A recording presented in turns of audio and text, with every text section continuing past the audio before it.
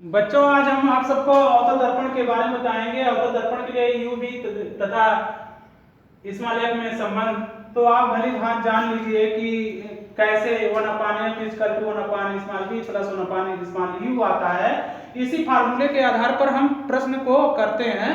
तो जो भी आपका सवाल होता है उसको इसी फार्मूले के अनुसार लगाया जाता है। तो देख लीजिए m1 m2 क्या है, एक अवतल दर्पण है जिसका ध्रुव क्या है, P है, वक्रता केंद्र C है, फोकस कैपिटल F है, देख लीजिए।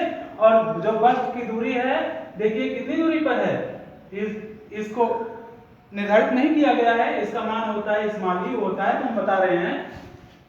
माना m1 m2 एक अवतल दर्पण है, माना m1 m2 एक अवतल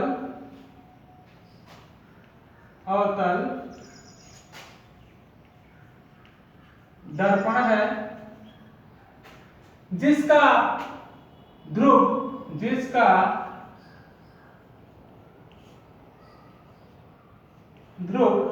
कैपिटल P है तथा वक्रता केंद्र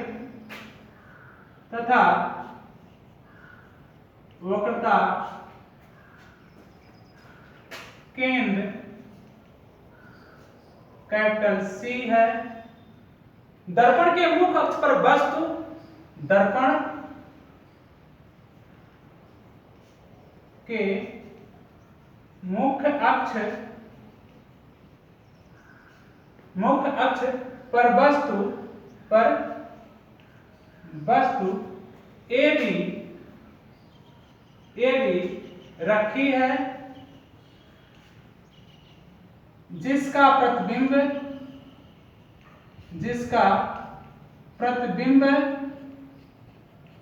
A डैश और B डैश प्राप्त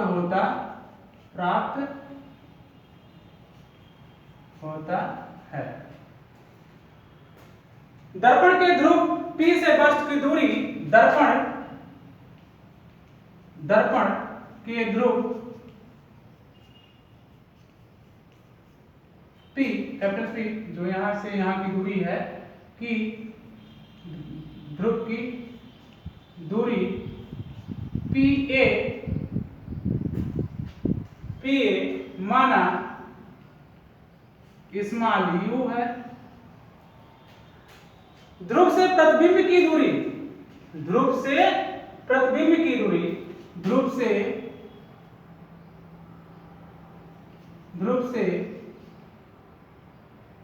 प्रतिबिंब की दूरी माना दूरी PA डैश माना स्मॉल b है।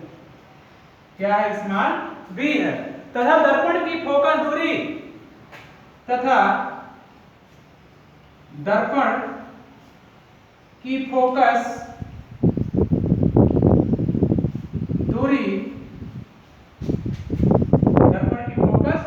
PF जो है PF माना स्मॉल f। तब मुख्य अक्ष के समांतर प्रकाश किरण मुख्य अक्ष के समांतर प्रकाश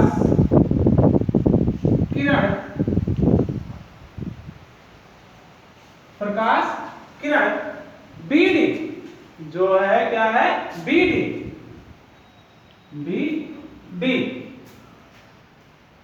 है। D से मुख्य अक्ष पर लंबवत BD है। D से मुख्य अक्ष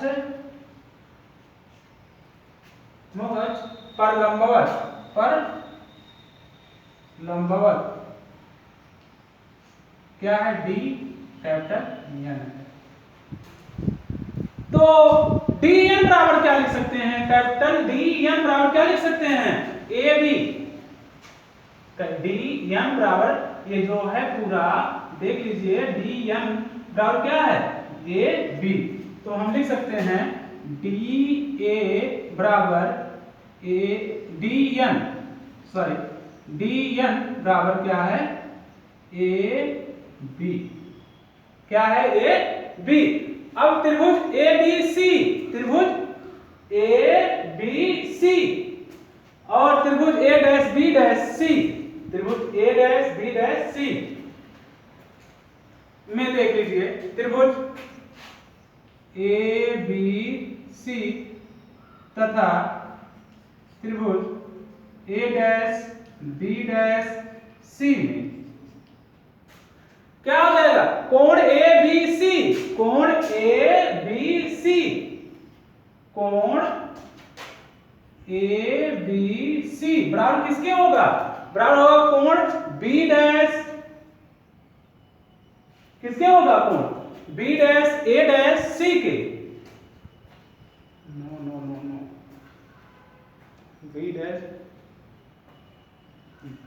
B dash A dash C के नहीं, त्रिभुज A B A C, sorry B A C, B A C बराबर होगा किसके, कोण B dash A dash C के। क्योंकि प्रत्येक कोण क्या कैसे कोण है, लिख सकते हैं प्रत्येक कोण समकोण है, सम कोण है, प्रत्येक कोण कैसे कोण है, समकोण है। और कोण बी सी ए बराबर किसके होगा, कोण बी सी ए बराबर किसके होगा, कोण बी डैश, कोण B dash C A dash के। क्योंकि प्रत्येक कोण क्या है, शीर्षाभिमुख कोण है, क्योंकि एक कैसे हैं, शीर्षाभिमुख कोण है, विमुख कोण है, कैसे कोण है, शीर्षाभिमुख कोण है। देख लीजिए जो कोण सी है कैसा कोण है, ये शीर्षाभिमुख कोण है। तीसरा कोण क्या है, तीसरा कोण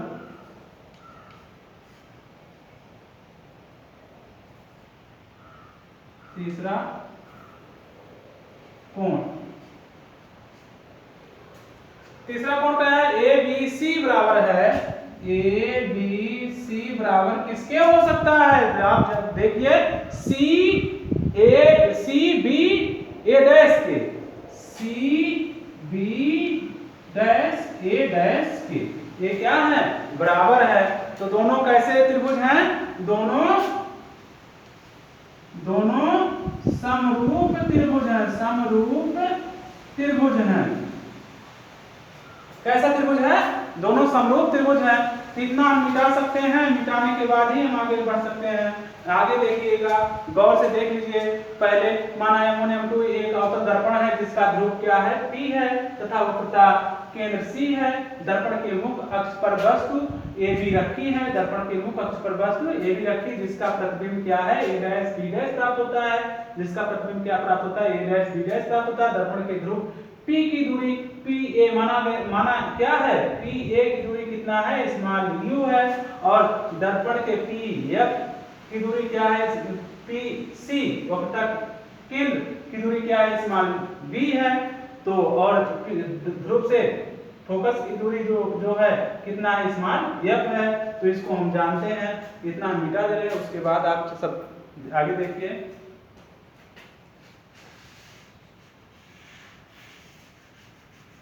ये समझ में आ गया आप सबको, क्योंकि इसके पहले हमने बताया था अवतल दर्पण के बारे में, काफी हमने इस पर चर्चा किया है। आप सब ध्यान दीजिएगा हर पॉइंट पर। तो दोनों समरूप त्रिभुज हैं। ए बी अपान क्या हो जाएगा, ए बी अपान हो जाएगा ए डैश बी डैश। जब दोनों समरूप त्रिभुज हैं, ए बराबर हो जाएगा इसके, होगा कि नहीं होगा। जब दोनों समान हैं तो दोनों क्या हो जाएंगे, आपस में बराबर हो जाएंगे और बराबर क्या हो जाएगा, सी ए अपान हो जाएगा सी ए डैश के। समीकरण नंबर 1 इसको मान लीजिए। फिर त्रिभुज डी एन एफ, त्रिभुज डी एन एफ, त्रिभुज डी एन एफ तथा त्रिभुज ए dash B dash F, A dash B dash F, त्रिभुज ए डैश बी डैश एफ, ये कैसे त्रिभुज हैं, शीर्षा विमुख कोण है, शीर्षा विमुख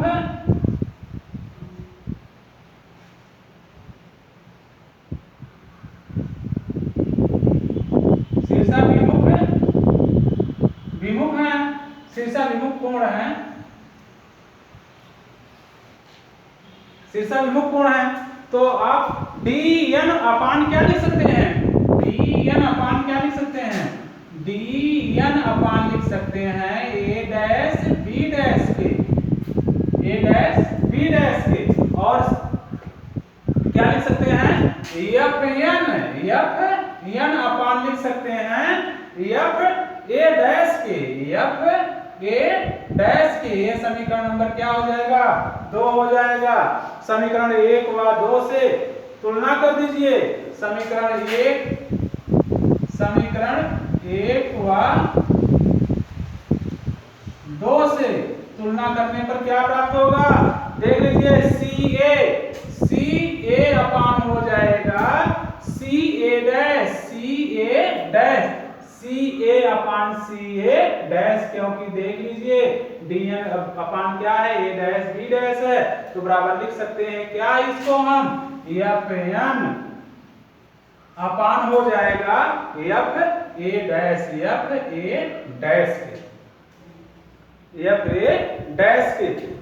चूंकि हम जानते हैं डी एन बराबर क्या है, डी एन बराबर है ए बी, और इसको लिख सकते हैं अथवा C A upon C A dash, C A upon C A dash equal to P F upon लिख सकते हैं इसको हम इस एफ ए डैश के। इतना ध्यान दीजिएगा आप सब। अब आप ये भी ध्यान दीजिएगा, यह दर्पण का द्वारक छोटा हो तो, यह दर्पण का द्वारक क्या हो, छोटा हो तो बिंदु डी दर्पण के केंद्र ध्रुव, दर्पण के ध्रुव P के बहुत निकट होगा। इस प्रकार क्या हो जाएगा, F N equal to P F, F N equal to P F के लगभग क्या होगा, बराबर होगा। हम फिर पुनः बता दे रहे हैं, यदि दर्पण का, इसको नोट कर लीजिएगा आप सब, यदि दर्पण का द्वारक बहुत छोटा हो तो बिंदु डी दर्पण के ध्रुव के बहुत निकट होगा। इस प्रकार क्या होगा, F N equal to P F लगभग बराबर होंगे। तो समीकरण 3 कहां प्राप्त हो रहा है, समीकरण 3 यहां प्राप्त हो रहा है, समीकरण नंबर 3 यहां प्राप्त हो रहा है। तो समीकरण 3 को हम लिख सकते हैं, समीकरण 3 को हम लिख सकते हैं एक प्रकार से, और समीकरण 3 C A equal to P A minus P C, और C A dash equal to P C minus P A dash, और F capital F A dash equal to लिख सकते हैं P A dash minus P F के। ये हम जानते हैं चिन्ह प्रॉपर्टी के अनुसार पी ए बराबर हो जाएगा माइनस यू, क्योंकि अवतल दर्पण है, P A dash equal to हो जाएगा माइनस स्मॉल बी, और पी सी इजकल टू हो जाएगा माइनस कैपिटल आर, और पी एफ इजकल टू हो जाएगा क्या, माइनस एफ। इतना ध्यान दीजिएगा, ये दूरियां जो है ऐसे ली जाती हैं, निगेटिव ली जाती हैं। तो समीकरण 3 से आप देख लीजिए, इतना समझ में आया। A B upon A dash equal to C A upon C A dash.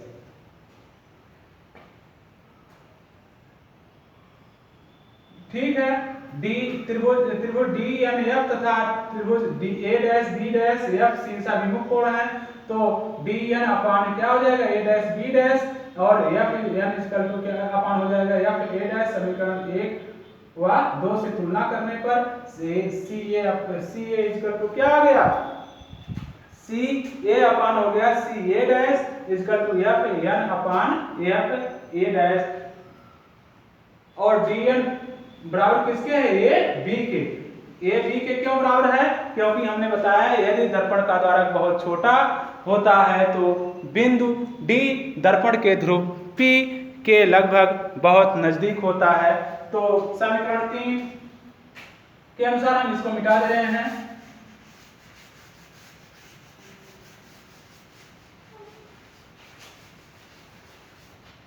समीकरण 3 से PA minus PC upon PC minus PA dash equal to PF upon क्या हो जाएगा PA डैश माइनस PF। ये समीकरण नंबर कौन सा हो जाएगा, चौथा हो जाएगा। तो समीकरण में चिन्ह सहित मान रखने पर समीकरण 4 में चिन्ह सहित मान रखने पर क्या हो जाएगा, देखिए minus u minus capital R upon हो जाएगा minus capital R minus small v equal to minus small f equal to minus small b minus small f minus small f। हम जानते हैं कि कैपिटल R बराबर क्या होता है, 2f होता है। तो आप रख दीजिए इसका मान minus u minus 2f upon minus 2f minus small v equal to minus f upon minus small v minus f।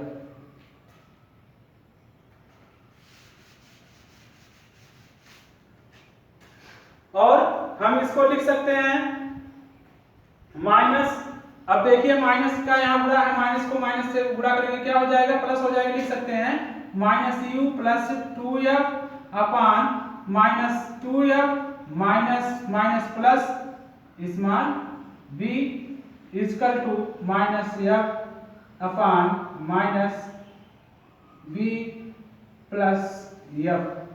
इसको लिख सकते हैं इतना हम। तो अब आप गुणा करेंगे तो क्या प्राप्त होगा, ऐसे क्रिया गुणा कर दीजिए। क्रिया गुणा करने पर देखिए क्या प्राप्त होता है, हम यहाँ मिटा दे रहे हैं। क्रिया गुणा करने पर क्या प्राप्त होगा, इन्हीं का क्रिया गुणा करना है। Minus f minus 2f plus small b equal to minus u plus 2f into small v plus small f। इतना नोट कर लीजिए। अब f से गुणा करेंगे क्या हो जाएगा, 2f स्क्वायर प्लस माइनस, जहां माइनस प्लस है ये माइनस हो जाएगा, minus small v f equal to small u small v minus 2vf minus uf plus 2f square. और हम इसको छोटा कर सकते हैं, minus uv minus small vf minus U F equal to 0। अब ये सोचिए कहां से आ गया। अब देखिए 2f² 2f², यहाँ प्लस है यहाँ माइनस है ना। अब ध्यान दीजिए और 2, अब यहाँ बराबर का चिन्ह है, बराबर चिन्ह है, जब ये पक्ष इधर आएगा तो ये माइनस हो जाएगा। पूरा हम कर दे रहे हैं, देख लीजिए चिन्ह बदल जाता है। 2f² माइनस एफ बी, ये आएगा बाएं पक्ष में स्मॉल यू बी माइनस, जहां वहां प्लस हो जाएगा 2 small B F plus U F minus 2f²। ये इससे कैंसिल हो जाएगा। बी एफ बचा है ना, क्या बचा है, B F minus B F, देख लीजिए। फिर बचा क्या, U B minus U B, फिर बचा क्या 2bf plus 2bf plus uf बचा। अब 2bf में से क्या घट जाएगा, लिख सकते हैं इसको हम कैसे, ub minus bf minus uf, इसमें से ये घटेगा तो कितना हो जाएगा, स्मॉल bf हो जाएगा, स्मॉल bf हो जाएगा। बराबर कितना लिख सकते हैं, 0 लिख सकते हैं। अथवा हम लिख सकते हैं इसको क्या, एफ बी इजकल प्लस क्या, F U equal to U small B, इतना हम लिख सकते हैं।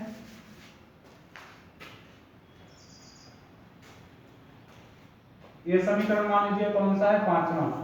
समीकरण 5 में यू बी तथा स्मॉल एफ से भाग देने पर क्या प्राप्त होगा, small F B upon U B F plus small F U upon U B F equal to U B upon U B F. अब देखिए क्या किससे कैंसिल होगा, इससे कैंसिल हो गया, एफ से एफ कैंसिल होगा, यू से यू कैंसिल होगा, एफ से एफ कैंसिल होगा, बी से बी कैंसिल होगा। बचा क्या, वन अपान क्या बचा, क्या 1 upon small U plus 1 upon small B equal to 1 upon small F. यही हमको प्राप्त करना था, यही यूबीएफ में संबंध है। ये अथवा लिख सकते हैं 1 upon F equal to 1 upon U plus 1 upon small B, यही आपको प्राप्त करना था। धन्यवाद, आप सब ध्यान दीजिएगा और पढ़िएगा। जो नहीं समझ आया कमेंट बॉक्स में लिखकर भेज दीजिएगा।